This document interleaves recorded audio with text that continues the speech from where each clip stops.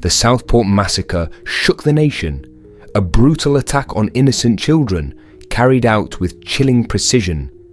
The details were horrifying, the evidence undeniable. And yet, a new twist in the story changes everything. The government has made a decision that has left people outraged. Axel Rudat Kubana, the man behind this atrocity, will not be classified as a terrorist. Despite murdering 3 children, attempting to kill 10 more, and having extremist materials in his home, authorities insist that this was not terrorism. The question is inevitable. Why? The answer is simple and terrifying. Admitting that Rudat Kubana is a terrorist would mean accepting that the system failed. It would mean acknowledging that failures in prevention programs allowed this man to go unnoticed until it was too late. And instead of taking responsibility, the government has chosen something easier: rewriting history. Jonathan Hall KC, the UK's independent reviewer of terrorism legislation, concluded that while Rudat Kubana meticulously planned his attack, he did not have a clear ideological motivation. Therefore, the government insists that this was not terrorism, but the facts say otherwise. Rudat Kubana possessed Al-Qaeda manuals. He had experimented with deadly poisons like ricin. He was obsessed with Adolf Hitler, Genghis Khan, the Rwandan genocide, and school massacres. And yet, according to the authorities, calling him a terrorist would be too much. What does this mean for the future? For starters, the creation of a new offence: non-terrorist mass casualty attack planning, a new label to disguise what, in any other context, would be called terrorism. Under this new category, Rudat Kubana could receive a life sentence, but without being considered a terrorist.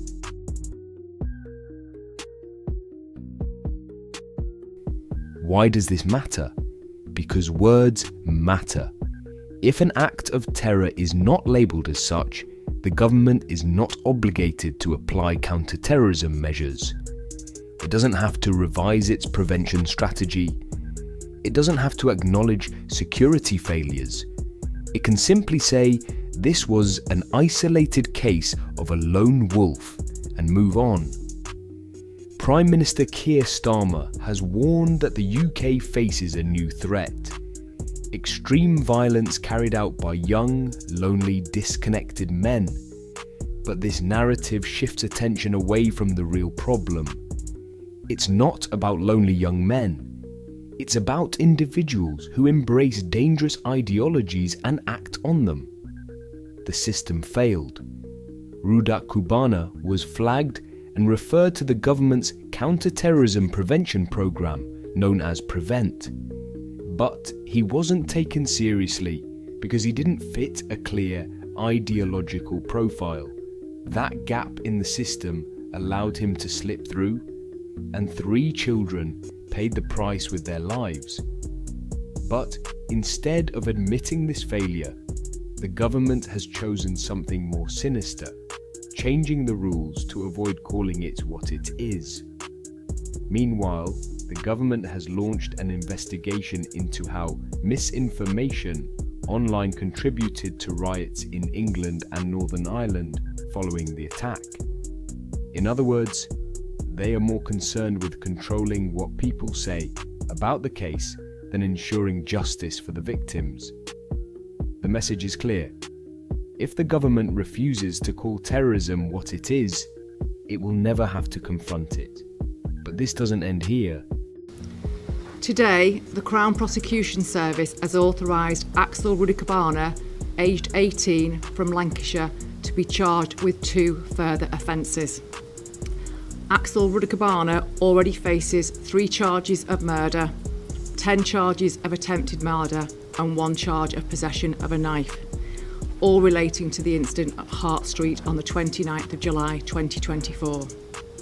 The 2 further offences relate to evidence obtained by Merseyside Police during searches of Axel Rudat Kubana's home address, as part of a lengthy and complex investigation which has been ongoing since the 29th of July. In another controversy, Reform UK MP Lee Anderson has sparked an explosive debate by claiming that the UK is allowing the entry of a third world culture, which, according to him, has contributed to a rise in sex crimes committed by foreigners. According to the latest statistics, Afghan citizens in the UK are 22 times more likely than British citizens to be convicted of sex crimes.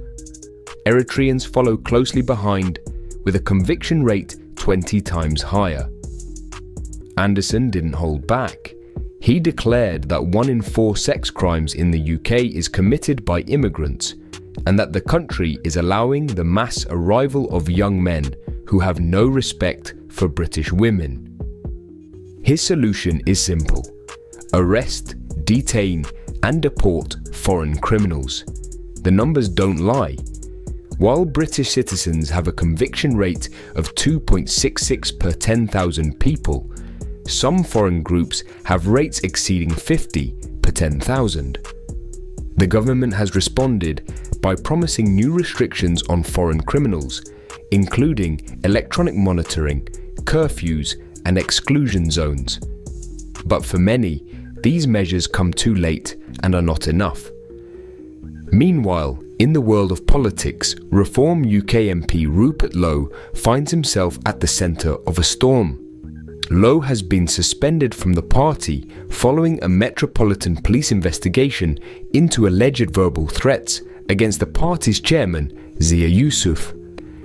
Tensions within Reform UK have led to speculation that Lowe might form a new political party or even join the Conservatives. Amid all this, the UK faces difficult questions. How can the government fight terrorism if it's not even willing to call it by its name?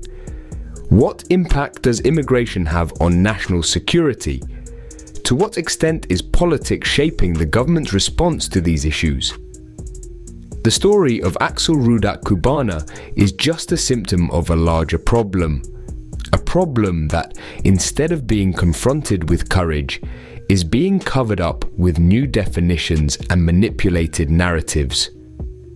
The answers, it seems, are uncomfortable, but what's clear is that the narrative is being controlled, and as long as that continues, the truth will remain a luxury the government is unwilling to allow. The question now is, how long can this lie hold?